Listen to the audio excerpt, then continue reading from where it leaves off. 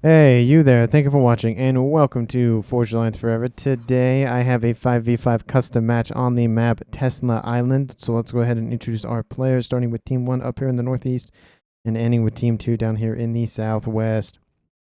Let's start with the Batman Gray player of Esmo Noob. He's going first land as a UEF. The other Gray player on the northern team, we have Chaos Spire going first land in Imperial Gray as a UEF. In Barbie Pink, going first land is Brobery, and he is playing a Cybran. His Cybran partner to the west of Janta Work, going first land in Pac-Man Yellow. And last but not least, in the back of Ferv, we have first land as UEF in orange, the color orange. Going down here in the south, we have the one of the blue players of Mealless going first land in Stitch Blue as a UEF. In the rear, we have Lucky Ben going Tropical Blue, going first land as a UEF as well. And rounding off the blue colors, we have Bramble. He's going first land in Royal Blue as a Seraphim. Another UEF on this team, we have Esby going first land in Snow White. And last but not least, in Emerald Green, we have the Tandlorets going first land as a Cybran. So the racial makeup for both teams. For Team 1, we have 2 UEF, 2 Cybran, and 1 Aeon, so no Seraphim players on the northern team. And on Team 2 side of things, we have 3 UEF, a Cybran, and a Seraphim, so no Aeon represented in the southern team. This is a 20 by 20, so lots of room for our players to spread out. We have a decent amount of mass groupings here in the middle and in the in the water as well. There's a couple mexes on the other islands, but not really super worth going for in terms of mass currently on the map. Before everybody scoops it up, 16,150, so probably about 16. Well, I guess no one's really left, so that is probably the accurate number that start off on this map. And if you've noticed, there is a 6th slot on this map. It isn't adaptive, which means it doesn't adapt depending on how many players you have.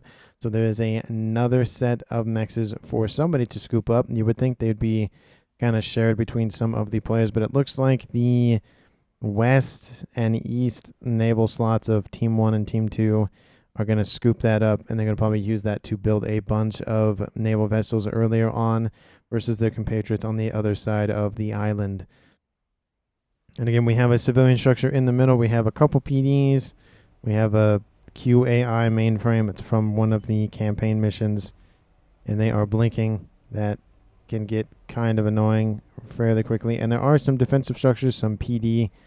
I wouldn't be surprised to see that scooped up rather quickly. There are 6 mexes here in the middle, so a decent chunk of change for our players to try to claim.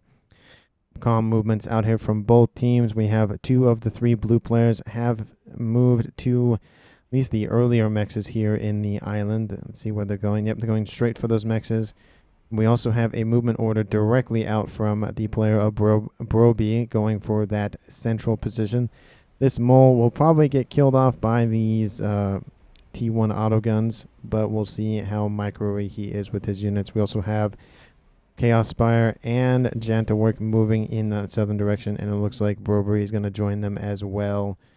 So as of right now, we have 3 comms on the north moving to the south, and 2 comms moving to the north, meeting up, of course, in the middle of the map. There is a decent amount of water in this map, and you can go all the way around, it looks like, with your navy. So we're going to be expected to see lots of naval play here. Probably a lot of groupings here on the eastern and western side. And of course, maybe there'll be some fighting over these islands, but I don't really imagine there'll be that much. They're not really worth it.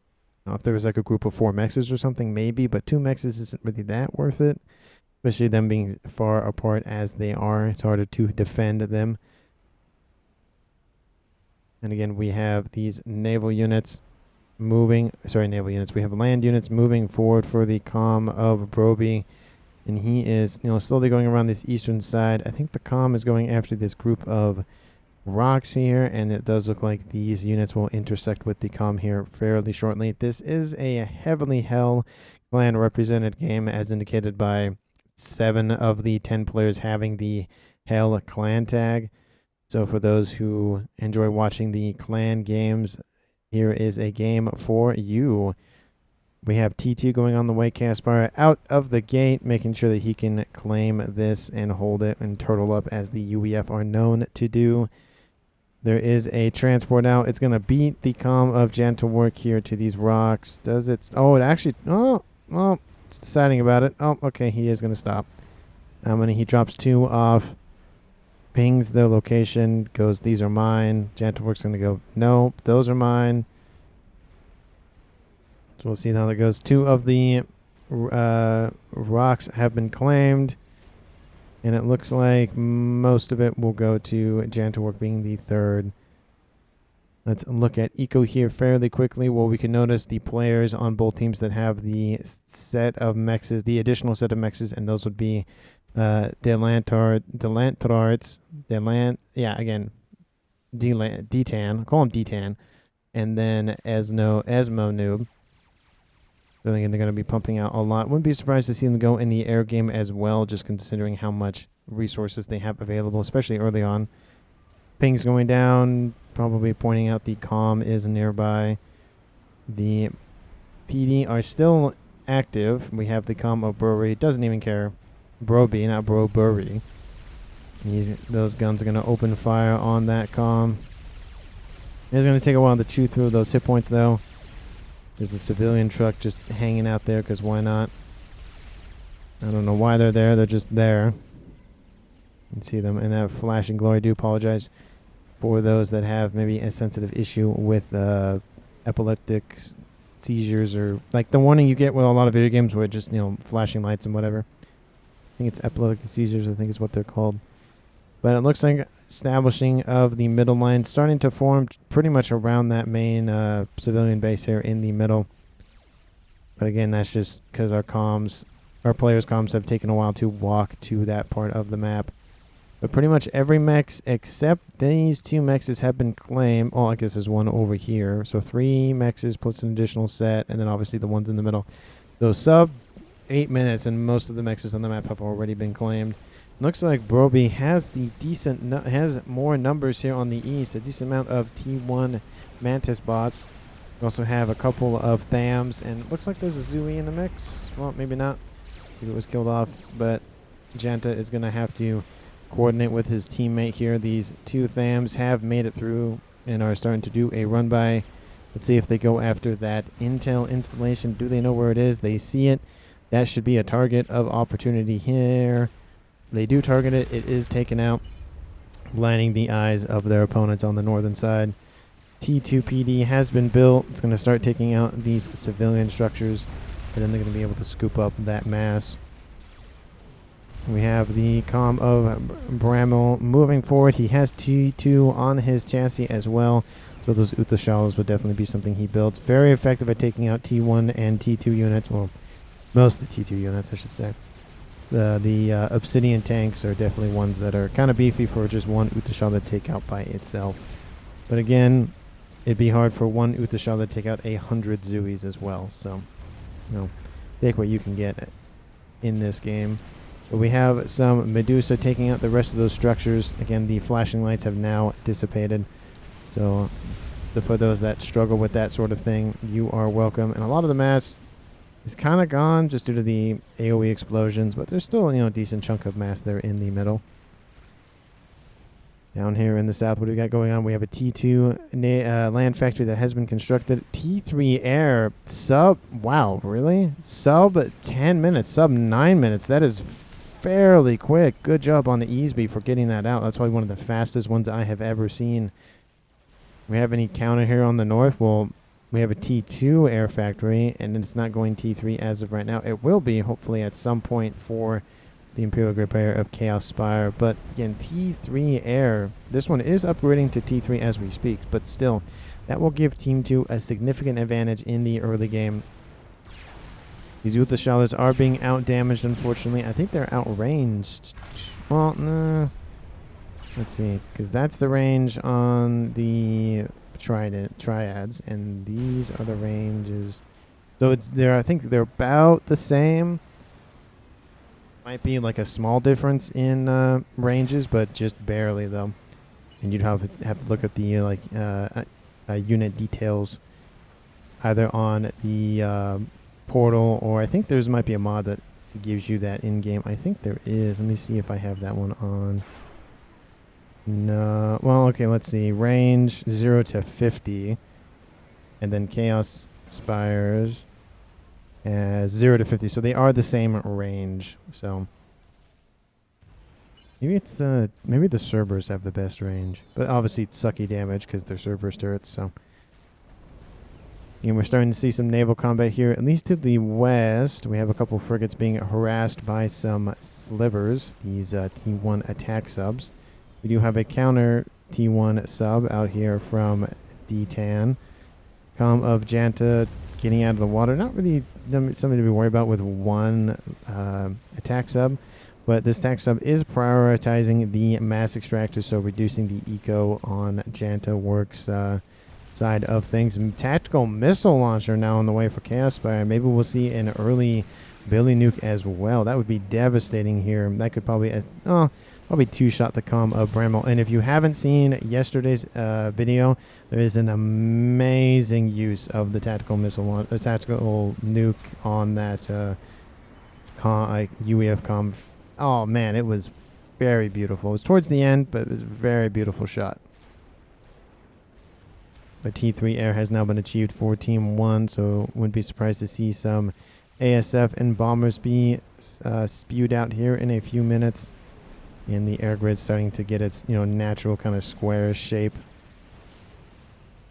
Let's see, do we got anything on the northern side? Well, we do have TMD built here for Melius.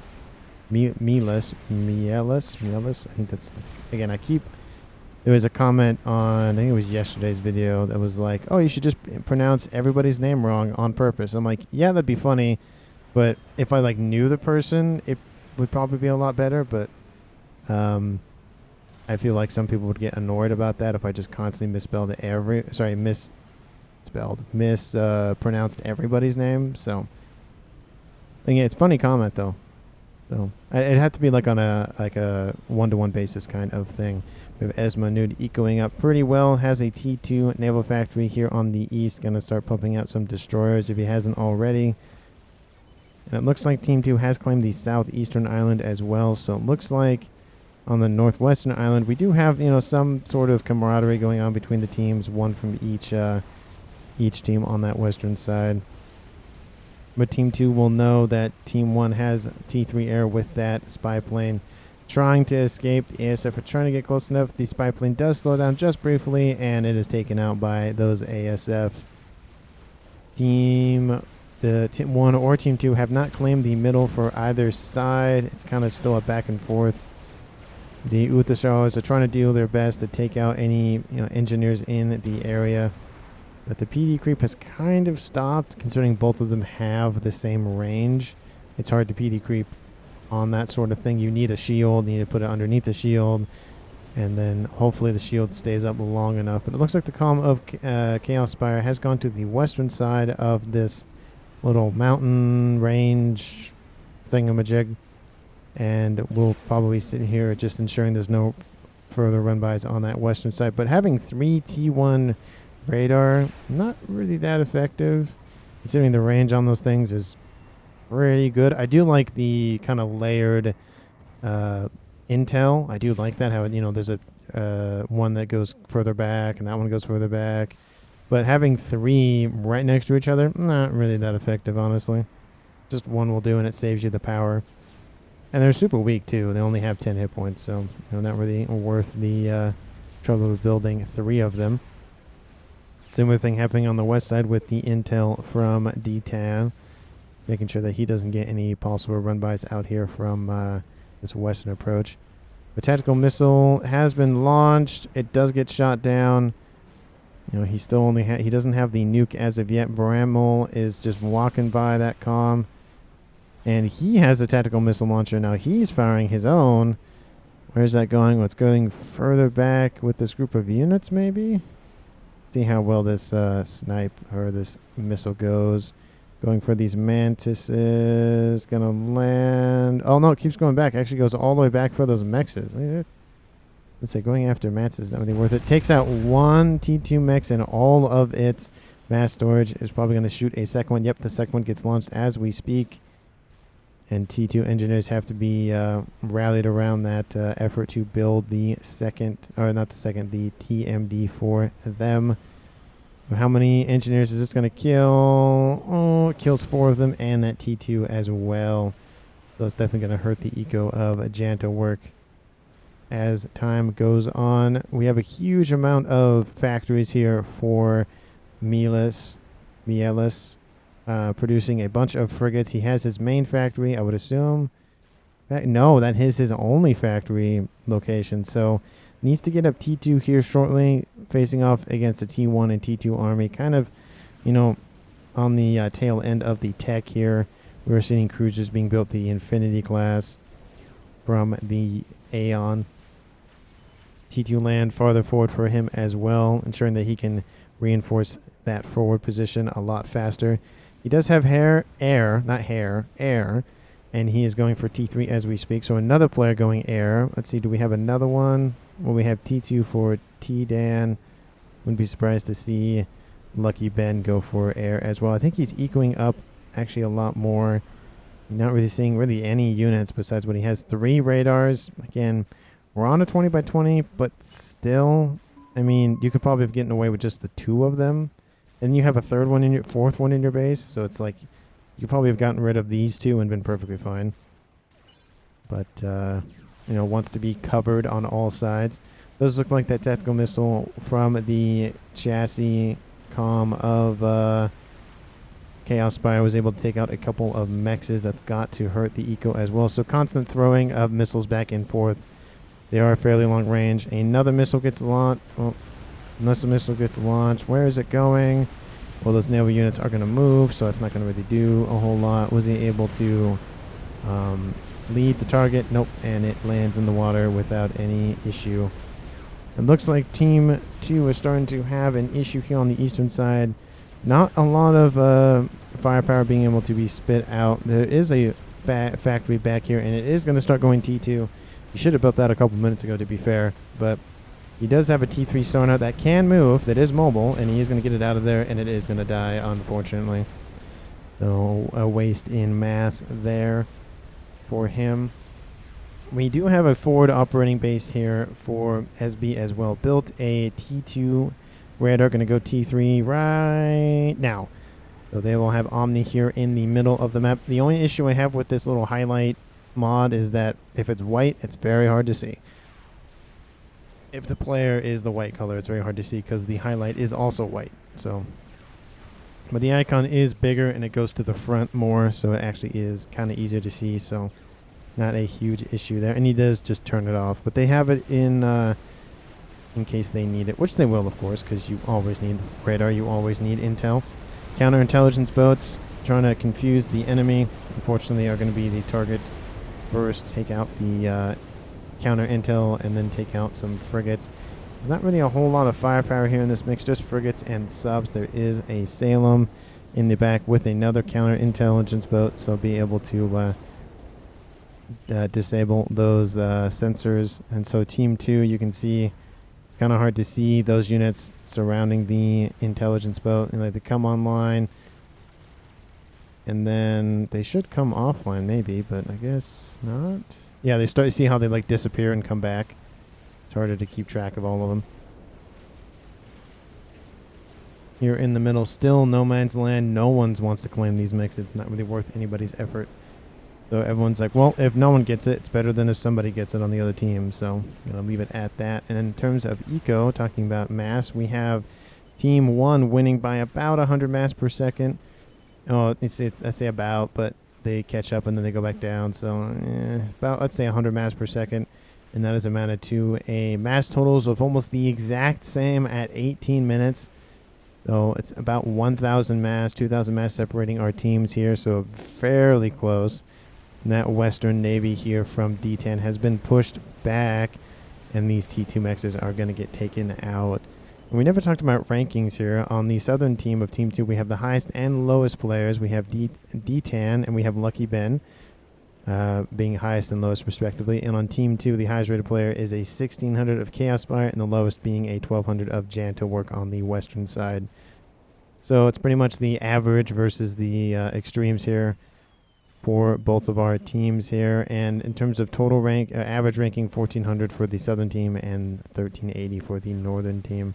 A lot to do with, of course, the player of D-Tan having that, 7. Actually, excuse me, it's not D-Tan. It is Bramble at 1800. Apologies for that. Just didn't, for some reason, it looked like a 6, not an 8. And actually, those are really easy to read. Those aren't like purple or whatever. So no excuses there. ASF taking out interceptors, kind of not really worth their job, but these interceptors can take out some torpedo bombers, so I guess it's better than nothing. And these torpedo bombers will be able to act with what's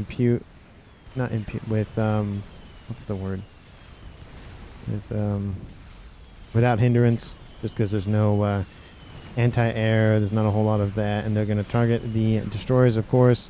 We have a couple of mechs that have been taken out on the southern side, but again, not really a whole lot. There's only 2, and there's also an air factory here and some NGs. We do have some ASFs here for the orange player of Ferv.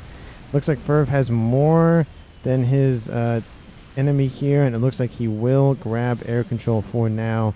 So even though Team 2 started with T3 air, Team 1 now has air control at the time being. By a decent amount, actually. He has still 17 left, so a decent amount. Chaos Spire has built an experimental. He is UEF, so what did he build? It's probably a Fat Boy. No, it is a monkey. It looks like there's some sharing of technology here between a couple of players on this northern team. They also have a nuke eliminator at 21 minutes, so maybe they have 2 nuke eliminators, excuse me. So does look like, of course, these are, clan mates, so they have a lot of communication. They're probably in a Discord call or something similar. I think just everybody who plays games uses Discord. I mean, they could be in a Zoom call, but I don't know why they'd be in a Zoom call. I'm assuming Discord. Nothing here on the southern team, unfortunately. A lot of T3 air, though. 1, 2, let's see, 3, almost 4. So, and we have an early Duke, and that's already in the yellow at 25%. So looks like Team 2 wants to end this game, specifically from a Lucky Ben. The lowest rated player in the game wants to end the game early. It's probably a smart move, just because the longer the time goes, the more built up other players get. And so he's thinking, well, if I end the game now, it won't be as much of an issue later on. So nice little use of technology there. Good for him. And again, just getting a nice little screenshot, nice little view of that Duke being built as we speak. Again, that Scathis couple videos ago was the earliest T4 artillery I've ever seen. And I think it was definitely sub 30 minutes, so we'll see if he can beat that record. At least for a Duke. Obviously, a Duke costs less than a Scathis, of course. But we have that monkey. It is approaching the southern side. Maybe we'll go around here. Probably go around, go after the main base. But I wouldn't be surprised if that gets spotted here at some point. Still no real demilitarized zone going here. No real aggression on either side. Just building up some defenses. But we do have a push while the Southern Navy for Team 1 is pushing. The Northern Navy for Team 2 is pushing. Looks like the larger number of forces does reside with D-Tan. There are some, of course, some Salems in here. They aren't being prioritied. They are being kind of haphazardly firing. We have the Kraken and Jormungander, and I think that's German. That German or not Slavic, but like Norwegian or Swedish or whatever. Those not Netherlands, the Norwegian Peninsula, I think is what it's called. I think that's what that's called. The northern part of Europe. Looks like they'll be able to bombard the units sitting on this western side. Maybe give an opening for teammates to run units up. We have a decent amount of Ilshis being built up with some Thams. Wouldn't be surprised to see a pusher in the middle soon. And that is what they're waiting for. They're waiting for their chicken brother, big brother, to appear. We do have a SMD. 2 SMDs have been built, and they are loading missiles as we speak. And this Southern Navy is starting to get fairly close to Team 2's main base. Ravagers have been spammed up to help assist in the defenses. Ravagers have a huge amount of range. I'll just show you them barely. They can hit everything over here. Obviously, let's Actually, they can hit everything here. There are some gunships in tow, be able to take out these broadswords. We would take out these Ravagers. Wouldn't be surprised to see some ASF come in. There's a decent amount of ASF just right here. All they have to do is target them. But it looks like the broadswords will be able to deal with some of that PD. There are also land units in the mix. There's blazes and shields dealing their, floaty, naughty, as Guile calls it. But again, just trying to make sure we don't lose sight of anything. Yep, this is pretty much the only thing going on. Broadswords are still here now. Well, they get the call, take out one of them. They don't want to engage that ASF Air Force to the east out here from Team 1, so they're being very conservative here. Not trying to overextend. The broadsword does fly away, though. These frigates are gotten in close, and then the destroyers have lined the coast. There is that Monkey Lord on approach, so it's not going to feel good for Team 2. There are now torpedo bombers in the mix. They're targeting the destroyers. There's no cruisers, so that would be the first target of opportunity. The first target that they should focus on, and then the second one being, of course, the destroyers. That chicken has actually been pulled off the front line, or his way to the front line, and it's going after the the monkey, just to help in defense. Don't even know that the Monkey Lord is there. They might have seen it. Now they see it. See it popped its head out of the water, and the laser opens up, starts taking out the defenses, the shields, all of that. There was even a clink hammer in the mix as well. The Monkey Lord is trying to hide underneath the water here, using its top laser to be able to inflict massive damage and avoid the incoming chicken. The chicken, I think, it has 67 versus 46 or 45. So again, 20,000 plus hit points differential for that chicken. Definitely the Monkey Lord wants to run away. It does have missiles torpedoes on his chassis to be able to target anything nearby as well. Team 2 has lost the little southern peninsula island thingamajig. Don't know how much land is connected down here, but again, we'll just call it a peninsula for now. A couple of strap bombers are just sitting on this eastern side, looking for an opportunity to attack. And that Duke has finished sub 20. Well, maybe it finished at 25 minutes. I don't know, but it has already moved its artillery gun and fired it a few times, I would assume. So I'd say 25 minutes, 26 minutes max. So pretty early artillery. And what is it targeting? Well, it is going after the air grid out here from Fervin. It's already dealt a decent amount. Going to take out a transport that was just hanging out, not doing a whole lot. Not a huge loss for Team 1. Bramel has built another experimental. It's now a Mega, and it's now going to go for RASCOMs. Again, I like the sharing of technology for both teams. It looks like a lot of people are going for the Cyberns due to their Hive engineering stations. We have another experimental on the northern side, almost done for Chaos Spire. He is going for a crab as well. You can just see all of the Cybran influences on the northern team. Everyone looks like they're built. Wait, let's see. There's only 2 Cybrans on Team 1. It looks like everyone is using Cybrans. Let's see. UEF. So it's a UEF shield. Cybran. Yeah, UEF. And Aeons. And they don't even have either of the UEF or Cybran tech. So it looks like players on the western side and central side for Team 1 have shared tech, while the 1300 player of Esma Noob has just decided to just stick with Aeon. Easier to micro, I guess. And Team 2, it looks like they've done similar things here in the south.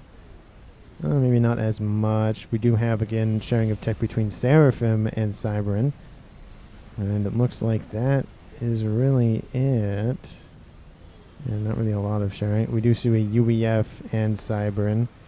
So again, mixing of technologies, of faction availabilities, of different units, and Cybran structures can regenerate themselves, not regenerate themselves, but rebuild themselves without additional cost and all of that.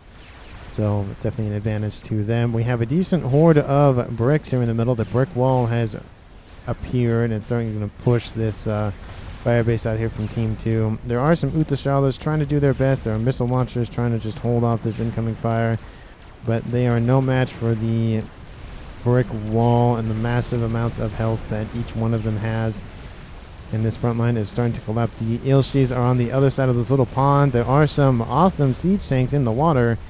Not really doing a whole lot. Definitely, a waste over there. We have crab versus crab, and it looks like the crab is being shot at more. There are some T1 units trying to do their best to whittle those hit points down. The other crab is trying to retreat.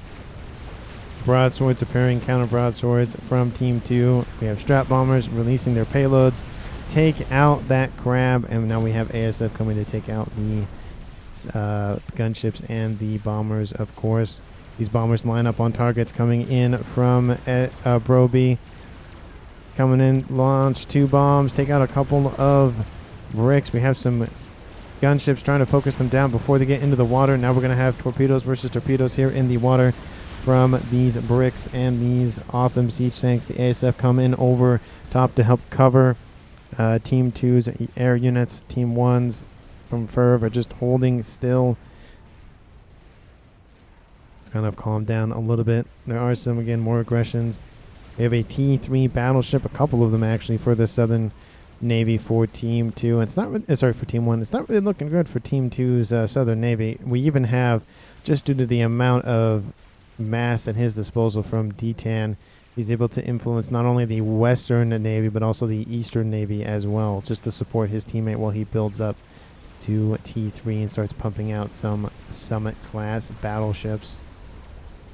More gunships over the top, more Stingers. We have Stingers and broadswords. I guess they disappeared. No, I guess there's some right there. But the looks like the bricks have won against the Othams. The Othams just not enough. The bricks are going to just sit and deal damage to this crab. And it looks like the crab also has torpedoes. And is that brick is almost dead. Only has 140 hit points left. Again, we have a decent host of these Yenzine hover tanks. Putting T2 tanks on hover technology and then spamming them at the enemy navy is actually a very good way to hold, or at least slow down the naval advancement, especially on like Setins, those maps where you lose your entire beach, which is most of your eco, and you're like, I'm just going to spam up T2 tanks and call it a day. Or if you're Seraphim Zui, you just spam Zui all day. And maybe that'll be enough. Okay, so I will point this out because I noticed it being built here. The Novax does not get any adjacent bonuses from this, from these fusion reactors, the T3 power, like the Duke does. You can see the little lines being drawn to indicate that it does, get a bonus of some kind. But the Novax is a structure, but the unit itself is the satellite. It's weird because you can't target the satellite. In order to destroy the satellite, you destroy the, the relay station. Relay station? Or Novax, I guess satellite system. The Novax center itself. So it's kind of a chicken and an egg where it's like you can't target the actual experimental. You can target its structure, but it doesn't get any adjacent bonuses because it's actually a satellite, not a center, the Novax center itself. So you don't get any adjacent bonuses, but you can't target the actual thing that does damage. So yeah, that is a way to balance it. If you could supercharge those Novax centers so that the laser recharges faster, it would be so OP. Blast through a whole lot of shields. Looks like the demilitarized zone in the middle has now been claimed for Team 1. They're starting to build up some forces here. A decent amount of NGs trying to make their way, but there is that crab trying to stave off any incoming invasions.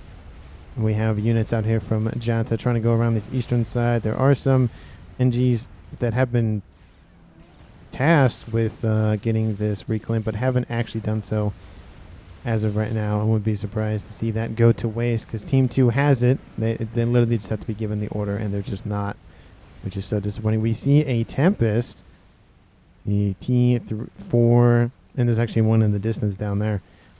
Battleships, fairly effective, hard to take out, can submerge, and now we're seeing a bunch of Neptunes being spammed up here from Milas. And these will be able to deal with a lot of these incoming T2 units and T1 units. But again, they don't have the range to effectively take out the battleships, so they need their own battleships, which is what they're building as of right now. So good to see a mixing of unit types here on the southern side. And another Duke is now under construction. So again, Lucky Ben's plan is to end the game as fast as he can. The air grid has now been shielded up quite heavily, and it's now expanding as we go on. I guess the Cybern ASF is better, which is why a lot of players pick them for air. Yeah, I guess that's just kind of the staple, like air. I mean, we have the broadswords, obviously, but yeah, it just looks like these players know something about the fact that Cybern, I guess, is better at producing ASF. Maybe they produce it faster, or it's just a better unit in general. Don't know what the case is. Let's look at a Gemini. You have design, gauge. Personal stealth generator costs energy to run. Oh, so you can be a little sneaky with your ASF. That's probably why a lot of players build those Gemini, or choose Cybern to build those Gemini specifically. But the battleship wars here on the northwest side are favoring D10, and he is going to spam these up as fast as he can. We have 3, 6, 8 here for him, and there's 4 here, so it's a 2-to-1 advantage. They aren't being rank-owned as much as they probably could be, but you know, they are pushing forward. If the frigates would get in there, it'd be able to do a lot more damage. I'm kind of surprised to not see D10 get some UEF tech and go for bulwarks. The game yesterday didn't have a lot of bulwarks either. There are a couple in here, but there's not like a host of them like there should be for UEF. But we are seeing the missile ships, the Torrent class missile ships. These things, they are so dangerous in large numbers. It's like, imagine the Governor classes for UEF, but like 4 times worse. They don't have the anti-air capabilities, but you just see the amount of missiles that they launch at one time is just devastating. Just absolutely devastating. The war in the north is starting to favor Team 2 more and more. The green is overlapping the yellow. Now they're being microed a lot better. There are some harms in here, so they'll be able to stave off a lot of this incoming fire. The Kraken is going to fall, though. Oh, no, the Kraken. Release the Kraken. They all... Oh, no, there's multiple of them named the Kraken. And looks like it's just going through names. He only has a couple of different names. There's another Kraken. They're all named the Kraken. It's like, I am Spartacus, and I am, that kind of thing. Looks like there is a counter Novax. Another one has been built here, so... Game Ender's starting to rear their heads. There is another artillery online, or starting to become online here for Team 1. It just looks like Team 1's on the back foot when it comes to that sort of thing. They are winning a lot in the Southern Navy, and they are winning... No, they're not winning. They're holding off in the Northern. Strat bombers go over the top, take out destroyers here. That would be a good target, reduce the amount of incoming fire. Because again... You can have a unit that has 1 hit point, and it's going to do 100% of the damage. So, might as well kill it and move on instead of trying to whittle them all down at the same time. I don't know. I mean, everyone's built SMD on both sides, but no one's built a nuke launcher, though, which is kind of surprising. There's now another disruptor here for Team 2. It's going to be 3 artillery here soon. Again, that Novak's trying to take out some energy, the E-storage as well, get some volatile explosion, chain reaction going on. Another summit makes its appearance, so now we're having this Tempest just charging forward. This entire army out here is just battleships, some frigates. Actually, those are destroyers. So destroyers, lots of shields and flak, and then a couple missile ships. So, yep, now the Tempest is being ground fired, and now it's in the main territory of Team 2, so... Hopefully, Mealless has some NGs be able to scoop that mass up here fairly quickly. The chicken out here from Team 2 has made it all the way to the front giant, and a lot of its hit points have been taken out by a host of those strat bombers. But it's not enough. I think a couple more passes will do it. The defense satellite has been called back to start taking out that chicken. Shields are going down. There's a Gunther battery that could easily be taken out. Oh, it's going to be disappointing. That's a lot of firepower that can easily be just wiped off the field. Taking out some torpedo launchers as well. We have Rascoms under the water, probably going to scoop up some mass. Where are the other strat bombers? They had, you know, full coverage over here to the north. That's kind of disappointing. Did they get taken out? Maybe they got taken out. And now the gunships get taken out. Oh, that's super disappointing. Oh, that's gotta hurt. And Team 2 has now claimed the middle of the map. And now they have more map control in terms of the actual land mass. Gunships being spammed up. Took out both of those torrents. It just hurts to see those things just not get protected as well as they should. Where are the cruiser coverage? I mean, you have mobile AA flak, but that's flak. That's not missiles. That's surface-to-air missiles from the cruisers. So that second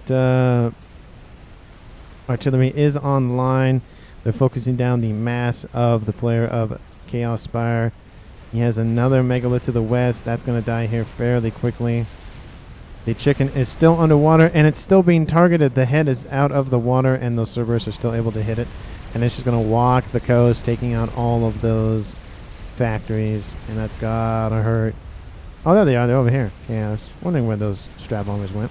There's still no air coverage here for either of the navies, and it's upsetting.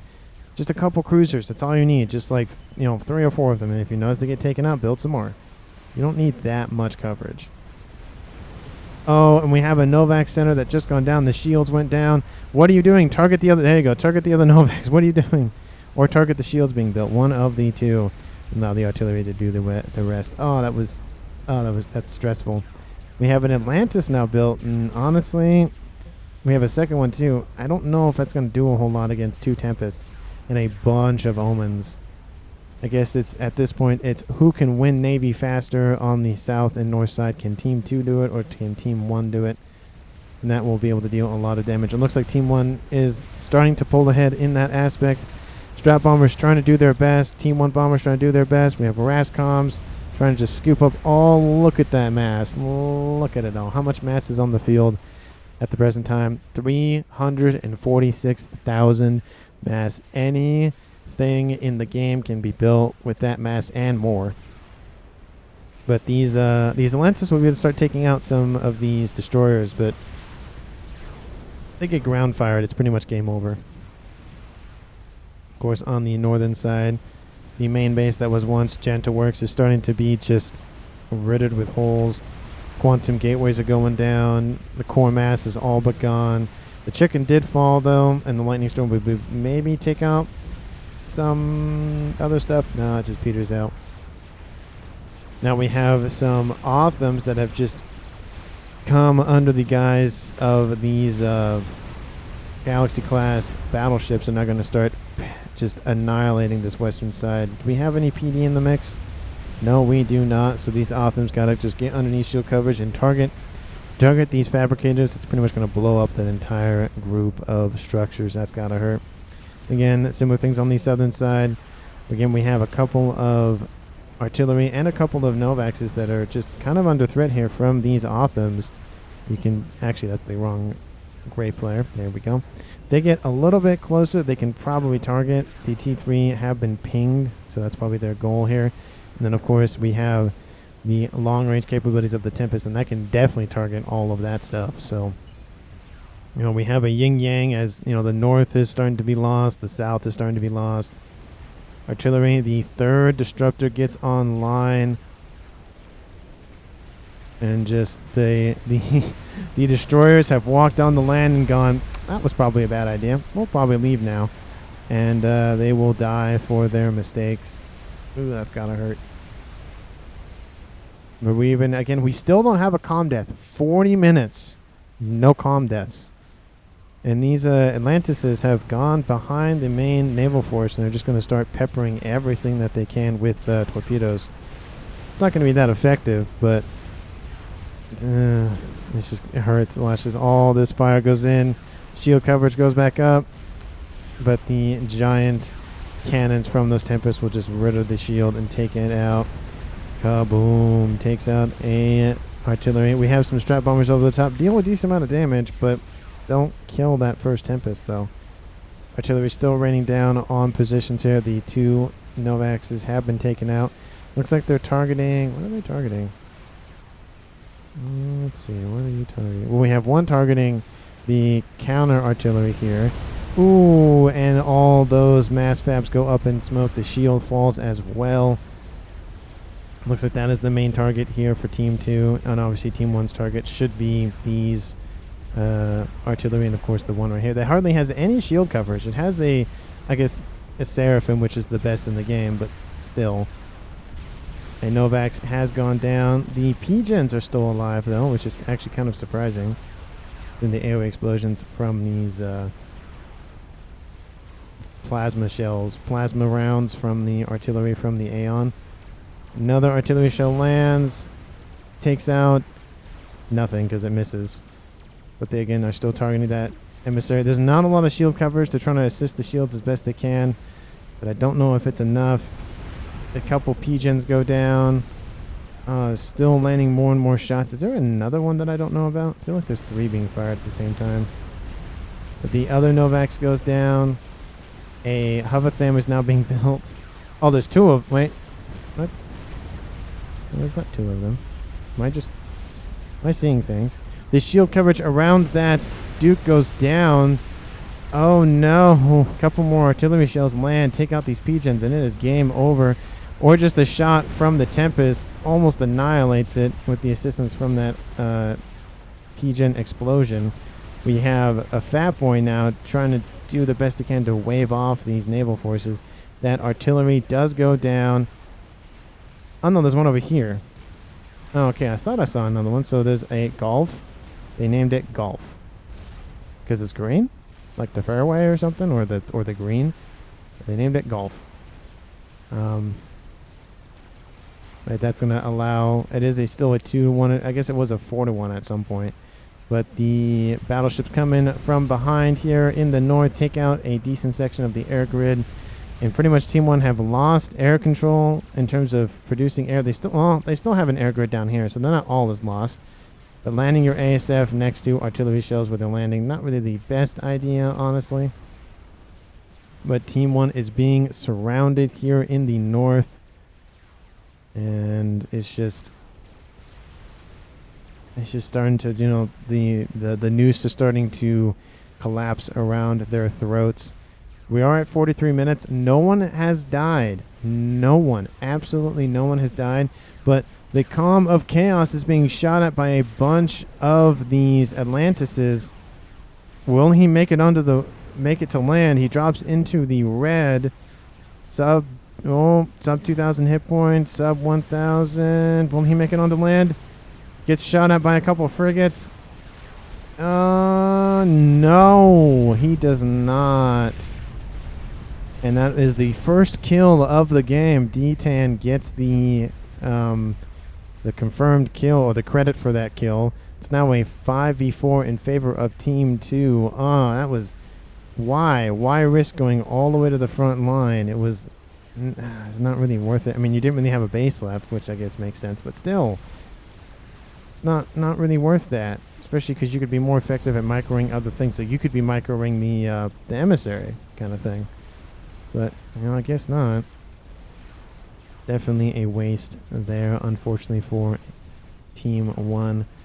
And now we've lost a decent section of core mass. Again, 3 core mass sections are gone. It looks like the comm of... Who was that? Was that Ferv? Yeah, Ferv decides to leave the match. Decides it's not going to work. Is Pro Spieler, Elk Noob teams. Yeah, Artie pings Ferv. Keith, I don't know what that is in reference to.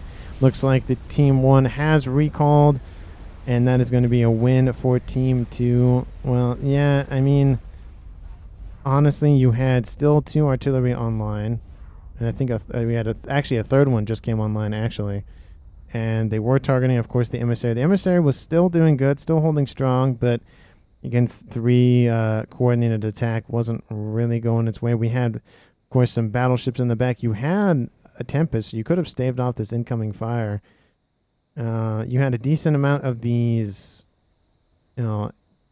aircraft carriers producing a bunch of ASF. So, I mean, you could have spammed up bombers or something, but I mean, you had crabs, you had, monkey lords, you had a bunch of these bricks. You didn't use any of them. You could have just charged the front line. I don't know. I just feel like Team 1 had a lot at the disposal, but I guess just the fact that there's 3 artillery versus 1, and they were betting on the Navy down here kind of winning it for them, at least like Team 1 did on this western side. So, I mean, maybe. But again, this is still a decent amount. You have 2 Tempests, a couple Omens, shields, a couple destroyers and frigates. Like, you could have done a decent amount with that, but I guess Team 1 wanted to just end it there early. Thank you so much for watching. I greatly appreciate it. Please like and comment down below what your favorite moment was. And if you haven't hit that red subscribe button, please go ahead and do so. I put out a video every single day. And then if you enjoy my other series, my Star Wars series, I put one out every 3 to 4 days, so about twice a week. So go ahead and go look at that playlist of all of the FAF content. If you have watched it, if you haven't watched it, go ahead. And I like going back and watching Guile's videos as well once in a while, just to kind of, have it on while I'm doing work or whatever the case may be. It's just fun to listen to and watch. Like, oh look, there's a Scathis firing at a YOLO while the Maver is trying to kill it, kind of thing. But again, thank you so much for watching, and especially you. Thank you so very much, and I will see everyone in the next one.